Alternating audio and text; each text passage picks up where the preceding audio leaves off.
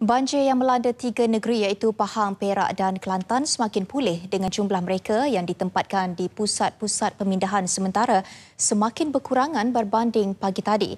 Jumlah keseluruhan penduduk terjejas banjir yang ditempatkan di pusat-pusat pemindahan berkurangan kepada 17,984 orang berbanding 18,442 orang pagi tadi. Di Pahang masih kekal dengan 11,819 penduduk terjejas banjir, sama seperti pagi tadi berkurang kira-kira 3,000 berbanding 14,494 orang malam tadi. Di Perak, jumlah penduduk yang ditempatkan di pusat-pusat pemindahan berkurangan kepada 3,397 orang berbanding 3,601 orang pagi tadi. Di Kelantan, jumlahnya juga berkurangan kepada 2,440 orang daripada 518 keluarga berbanding 2,749 orang pagi tadi.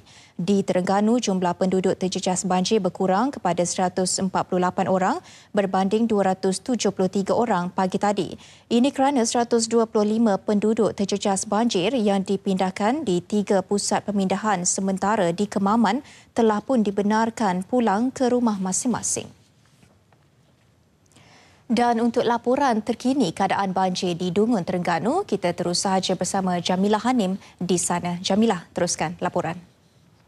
Terima kasih, Faratul. Dan terkini saya bawakan perkembangan banjir di daerah Dungun. Menurut Ketua Polis Daerah Dungun, Superintendent Ahmad Zarani Yaakob yang ditemui pemberita di pusat pemindahan Dewan Sidik Pasir Raja sebentar tadi memaklumkan 113 penduduk terjejas banjir mula dipindahkan sejak pukul 4 petang semalam.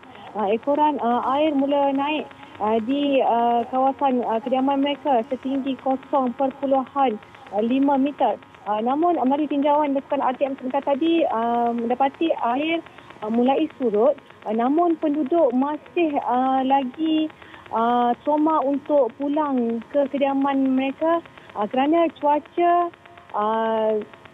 daripada pukul 12 tengah hari tadi sehingga sekarang masih lagi hujan tidak berhenti.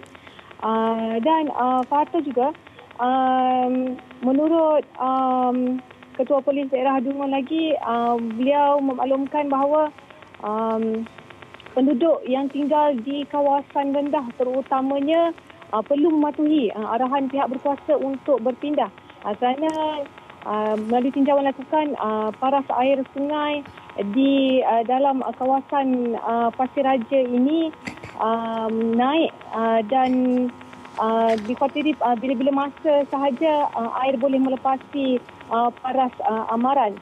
Dan jelas beliau lagi apabila siren banjir berbunyi, penduduk diingatkan agar segera berpindah. Dan sebentar tadi juga saya sempat menemu bual Guru Besar Sekolah Kebangsaan Pasir Raja. Beliau memaklumkan ketika air naik pada pukul 4 petang semalam, mereka sedang membersihkan sekolah sejak Ahad lalu. Namun kerja-kerja itu terpaksa dihentikan ekoran air naik setinggi 0.5 meter.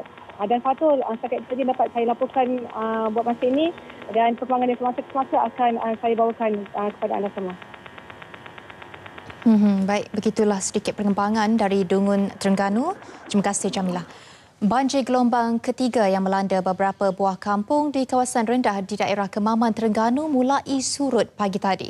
Paras air Sungai Kemaman dan Sungai Tebak yang melimpah semalam telah menyebabkan banjir di Kampung Padang Kubu, Sungai Mas dan Kampung Teladas Air Putih. Ekoran itu seramai 125 penduduk terjejas banjir Kampung Padang Kubu dan Sungai Mas dipindahkan ke 3 buah pusat pemindahan semalam, dibenarkan kembali ke rumah masing-masing.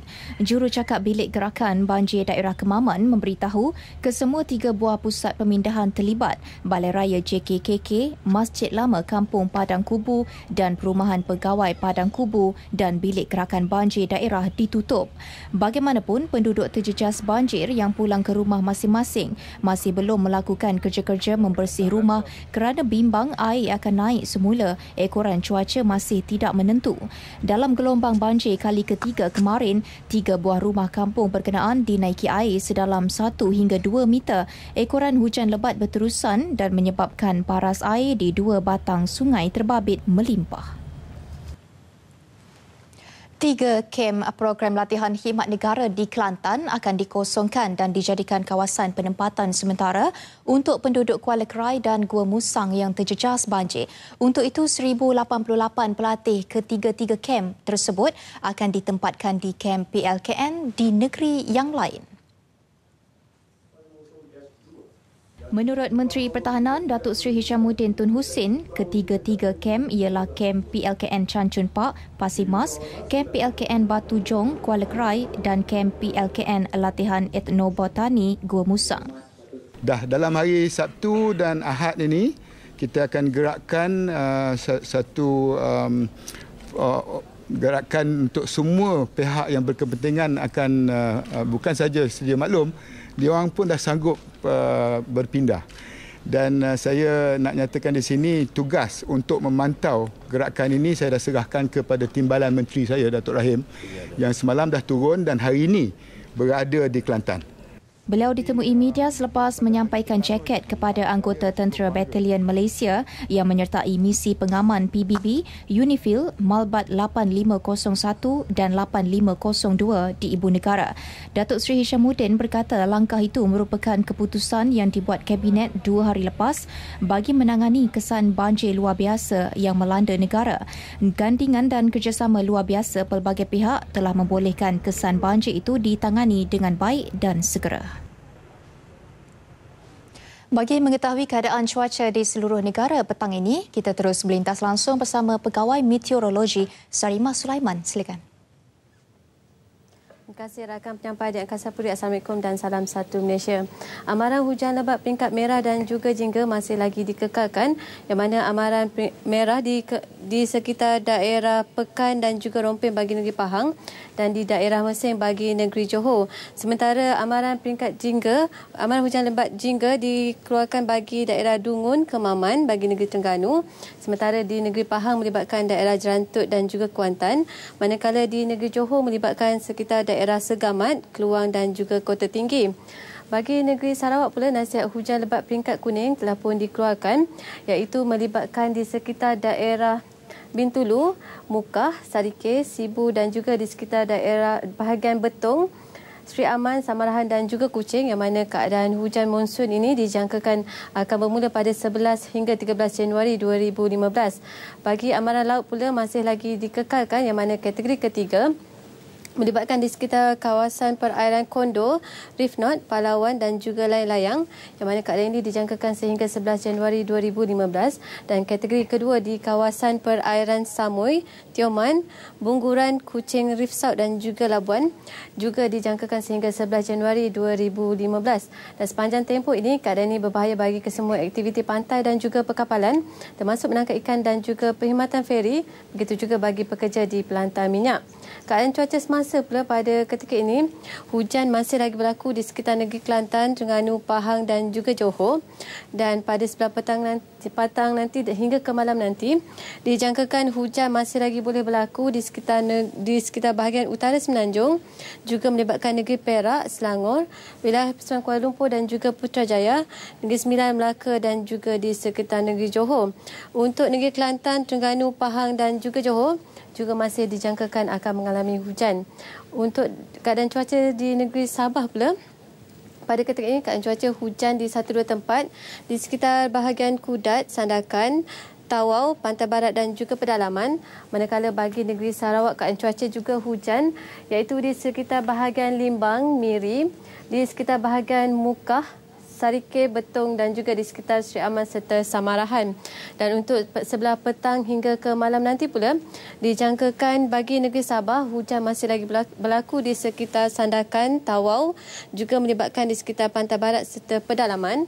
Manakala bagi negeri Sarawak pula, dijangkakan hujan masih boleh berlaku di sekitar bahagian Bintulu hinggalah ke bahagian Kuching. Sekian dulu info cuaca dari Map Malaysia. Kita kembali ke Angkasa Puri. Sebanyak 7 juta ringgit akan diperuntukkan oleh Persatuan Pandu Puteri Malaysia untuk membantu mereka terjejas banjir di 4 negeri utama yang terjejas teruk dalam bencana itu baru-baru ini. Negeri tersebut ialah Kelantan, Pahang, Terengganu dan Perak. Menurut Yang di-Pertua Persatuan Pandu Puteri Malaysia, Datin Sri Rosmah Mansor, sebanyak 15,000 pakaian kanak-kanak berumur 1 hingga 5 tahun sumbangan Emiriah Arab Bersatu UAE akan diagihkan kepada kawasan-kawasan tumpuan. Pandu Puteri ialah kanak-kanak dan murid-murid sekolah serta guru-guru dan supporting staff di sekolah-sekolah yang dah pun dikenal pasti. Selain itu, guru-guru dan kaki tangan sekolah yang terjejas akan menerima kain pasang, baju Melayu serta pakaian persalinan, manakala set alat tulis dan buku latihan akan diberi kepada pelajar sekolah. Bantuan sebanyak RM10,000 juga akan diberikan kepada pusat-pusat dalam komuniti PDK yang menempatkan kanak-kanak kelainan upaya yang terjejas. Pandu Puteri telah bekerjasama dengan Kementerian Kesihatan Malaysia KKM dengan menyediakan perkhidmatan klinik bergerak berbentuk bas khusus di Kelantan di mana klinik sedia ada tidak dapat beroperasi.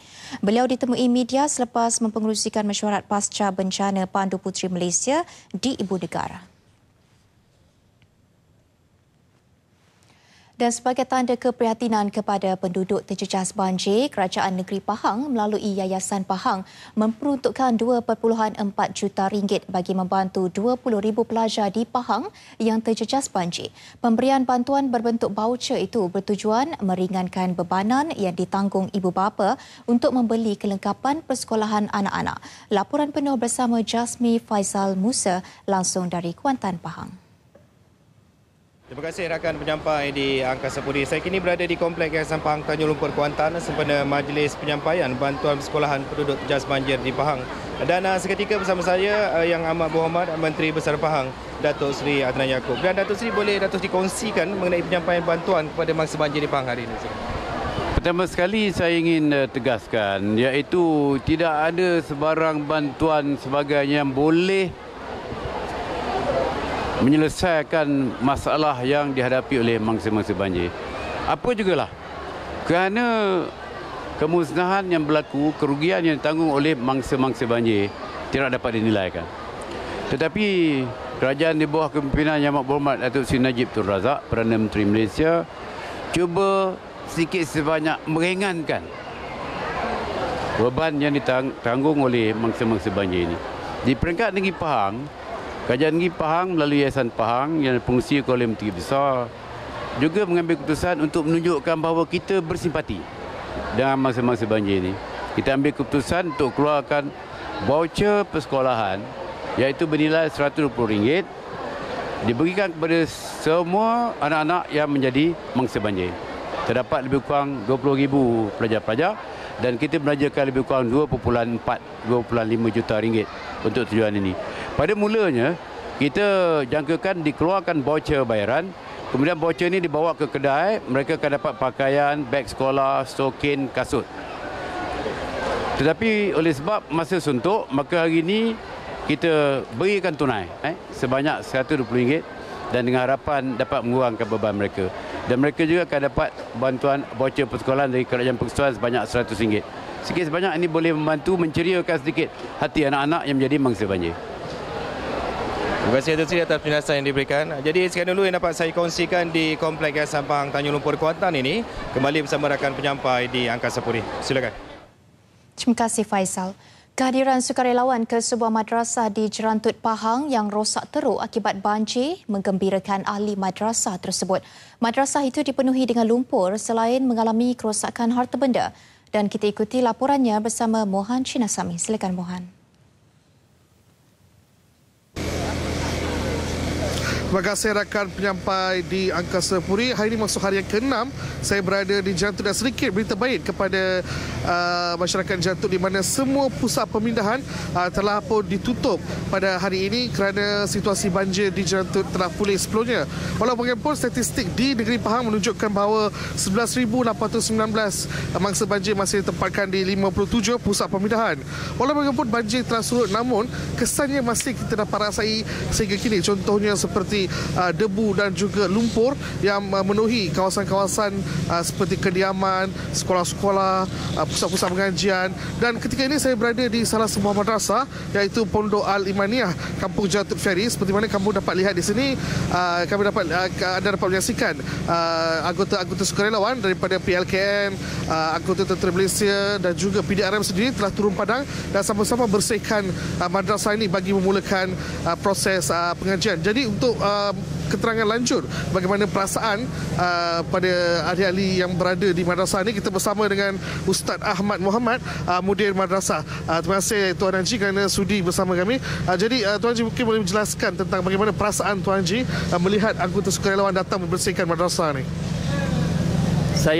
Perasaan saya pada hari ini sangat gembira dan alhamdulillah kerana sukarelawan tidak berhenti-henti datang membantu membersih Madrasah Al-Imaniyah ni daripada Kementerian Pertahanan dan juga sukarelawan yang lain. Inilah semangat yang ditunjukkan oleh rakyat Malaysia saling bantu-membantu bila mana golongan ataupun rakyat di Malaysia ni menerima musibah.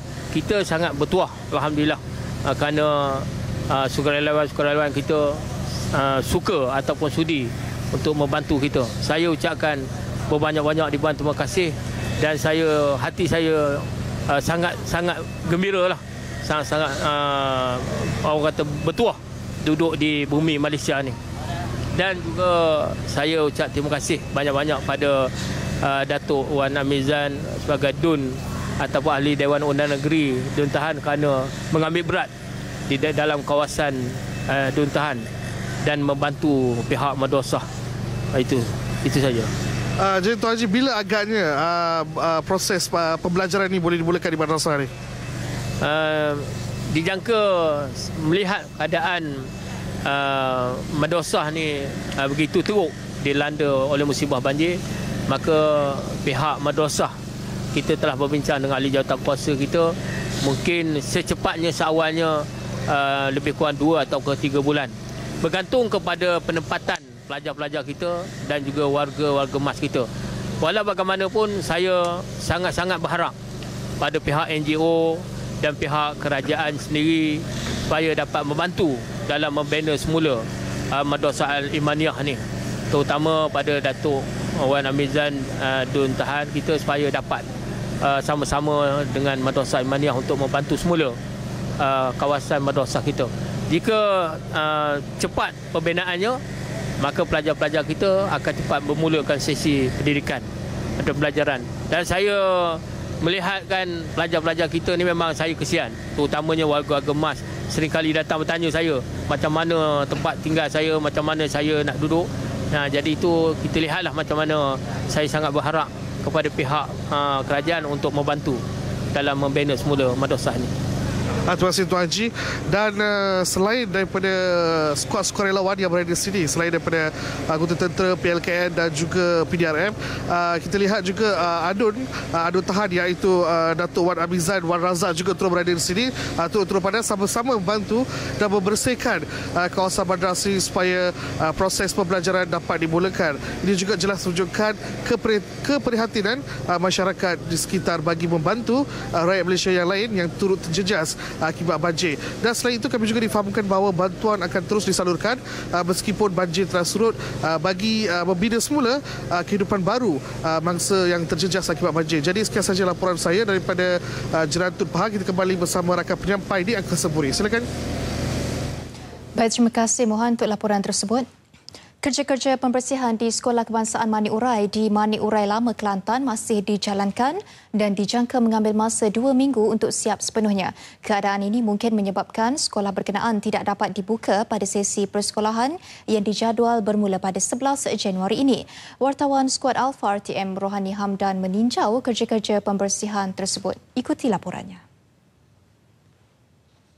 Seramai 80 anggota tentera dari Batalion ke-10 Regimen Askar Melayu Diraja terlibat membersihkan sekolah tersebut. Selain itu, mereka terlibat dalam kerja pembersihan bangunan kerajaan, klinik dan sekolah di sekitar daerah Pasir Putih, Machang dan Kuala Krai. Saya menjangkakanlah lebih kurang dalam 2 minggu. Sebab kalau kita boleh tengok sini ada 3 biji rumah yang tersangkut dekat sini. Dan ini bergantung kepada bantuan bomba bantu kita untuk cuci kat kawasan ni. So kalau tak ada diorang pun susah sebab punca air lebih kurang dalam 200 meter ke belakang. So memerlukan satu enjin yang agak besar untuk support kita punya operation. Kerosakan teruk sekolah terbabit disebabkan beberapa rumah yang dibawa arus deras banjir masih tersadai di tembok sekolah dan menyukarkan kerja-kerja pembersihan dilakukan. Jika kita dapat lihat kesan-kesan kemusnahan kampung di belakang sekolah kebangsaan ini, yang mana pada waktu kejadian rumah-rumah yang berada di belakang sekolah ini telah menghentam kawasan sekolah dan ini mengakibatkan mangsa-mangsa banjir yang berada di tingkat 4 menjadi takut dan panik. Bantuan untuk kerja-kerja pembersihan di kawasan sekitar turut disokong Angkatan Tentera Malaysia dari Batalion Sempadan seramai 200 orang bagi mempercepatkan lagi proses ini. Turut bekerjasama adalah Jabatan Bomba dan Penyelamat yang berusaha menyalurkan sumber air dari sungai yang terletak kira-kira 200 meter dari kawasan sekolah.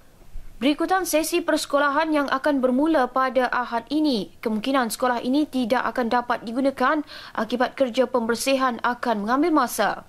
Untuk sesi 2015, bagi saya kalau kita nak mula sekolah dengan keadaan yang teruk macam ni, mungkin mengambil masa agak lama lah. Paling cepat pun dalam bulan 2, itu pun belum tentu lagi keadaan pulih sepenuhnya lah. Sesi persekolahan yang akan bermula pada 11 hari bulan ini mungkin tidak dapat dijalankan kerana segala kemudahan yang ada memang rosak teruk seperti kerusi meja dan semua peralatan seperti pejabat pun memang rosak dan saya rasa bagi cikgu pun untuk datang ke sini saya rasa memang susahlah. Kebanyakan pelajar sekitar Mani Urai kini lebih fokus kepada masalah kehilangan tempat tinggal dan pembersihan rumah masing-masing. Perkara ini juga menjadi salah satu faktor sekolah di kawasan Mani Urai memerlukan masa yang lebih lama untuk memulakan sesi persekolahan. Rohani Hamdan, Skuad Alpha RTM. Seramai 200 orang termasuk badan bukan kerajaan NGO dan pelbagai agensi bergabung tenaga membersihkan masjid, rumah penduduk dan tanah perkuburan dalam gotong royong di Kampung Sungai Keladi, Kota Baru, Kelantan. Rata-rata penduduk yang ditemui RTM mengucapkan terima kasih kepada NGO, jabatan penjara dan agensi yang terlibat kerana membantu meringankan beban mereka mencuci kawasan sekitar kampung yang dipenuhi lumpur. Menurut penduduk, kerjasama semua pihak membuktikan semangat perpaduan masih tinggi dan agenda gotong royong dapat diterapkan kepada golongan muda. Jalan dia adalah amat berkesan untuk melahirkan balik program gotong royong, program muafakat bersama daripada orang muda, orang tua. Dan kalau kita tengok hari ni ramai yang muda yang tu bersama tu buat kerja. Alhamdulillah ketika keadaan ni memang ada sambutan. Ada sambutan. Ya? Patut dibuat. Sementara itu, Ketua UMNO bahagian Kota Baharu, Datuk Fatmi Cik Saleh berkata pihaknya mengenal pasti beberapa buah kampung di Kota Baharu yang dipenuhi lumpur akibat banjir dan gerakan dilakukan untuk membantu penduduk yang terjejas. Kehadiran NGO dan pihak swasta juga dapat mempercepatkan lagi kerja-kerja pembersihan di kawasan tersebut. Di samping kita mengumpul tenaga kerja untuk bergotong royong, kita juga mendapat sumbangan-sumbangan daripada berbagai pihak, termasuklah Maidin, termasuklah ERL dan MDEC sendiri. Sukarelawan dan individu yang terlibat dengan kerja-kerja pasca banjir dinasihatkan mengambil langkah berjaga-jaga bagi mengelak penyakit berjangkit. Menurut Menteri Belia dan Sukan Khairi Jamaluddin Abu Bakar, keadaan di negeri-negeri terlibat banjir masih lagi tidak menentu dan tidak dinafikan ada di kalangan mereka turut mengalami batuk dan selsema yang mengakibatkan penyakit demam berlarutan.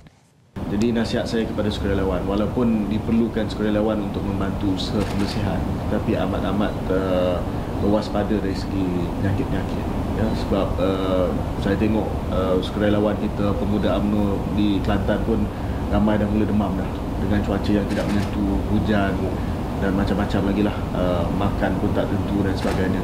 Jadi saya harap sukarelawan kita mengambil precaution yang baik dan menjaga kesihatan. Cuma kita bagi nasihat kepada sukarelawan, jaga diri masing-masing. Ya.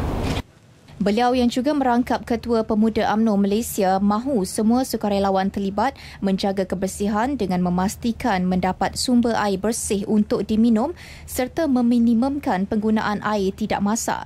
Setiap sukarelawan perlu menekankan penjagaan kebersihan diri dan persekitaran semasa tugasan pembersihan di kawasan yang terlibat banjir. Seramai 200 pemuda UMNO Negeri Sembilan dan ahli belia Negeri Sembilan serta anggota tentera Wataniah Kem Wataniah 508 menyertai misi bantuan pasca banjir ke Kelantan. Dalam pada itu, Menteri Besar Negeri Sembilan, Datuk Seri Muhammad Hassan, turut bersama-sama menyempurnakan majlis pelepasan konvoi misi bantuan banjir di perkarangan Wisma Negeri Seremban pagi tadi. Baik, sedikit perkembangan pesawat AirAsia QZ8501. Sehingga kini sebanyak 46 mayat penumpang dan kru pesawat itu telah pun ditemui. Di Hospital Bayangkara, Surabaya, polis giat melakukan kerja-kerja pengecaman mangsa dengan bantuan daripada keluarga mangsa. Kaunseling turut diberikan kepada keluarga mangsa. Menurut penyelaras bantuan kepada keluarga mangsa, Retno Kapti, kebanyakan ahli keluarga penumpang dan kru nahas AirAsia QZ8501 ini boleh menerima insiden tersebut berlaku kerana cuaca buruk. Sementara itu, di Pengkalan Bun, 3 lagi mayat ditemui oleh pasukan pencari dari Jepun. Kesemua 3 mayat tersebut dihantar ke Hospital Bayangkara untuk tujuan pengecaman. Pasukan mencari Indonesia pula bercadang untuk membawa naik bahagian ekor pesawat yang ditemui. Bahagian ekor itu mungkin mengandungi data pesawat dan perakam suara kokpit atau kotak hitam yang mengandungi maklumat penting bagaimana nahas itu berlaku. Ekor pesawat itu ditemui Rabu lalu pada kedalaman 28 hingga 32 meter, kira-kira 30 kilometer daripada lokasi terakhir pesawat tersebut dikesan. Pesawat AirAsia QZ8501 hilang dari radar pada 28 Disember lalu ketika dalam perjalanan dari Surabaya ke Singapura. Pesawat itu membawa 162 penumpang dan kru. Baik, nampaknya setakat ini perkembangan yang dapat kami bawakan jam ini. Teruskan bersama RTM dari semasa ke semasa untuk perkembangan banjir seluruh negara. Assalamualaikum dan salam satu Malaysia.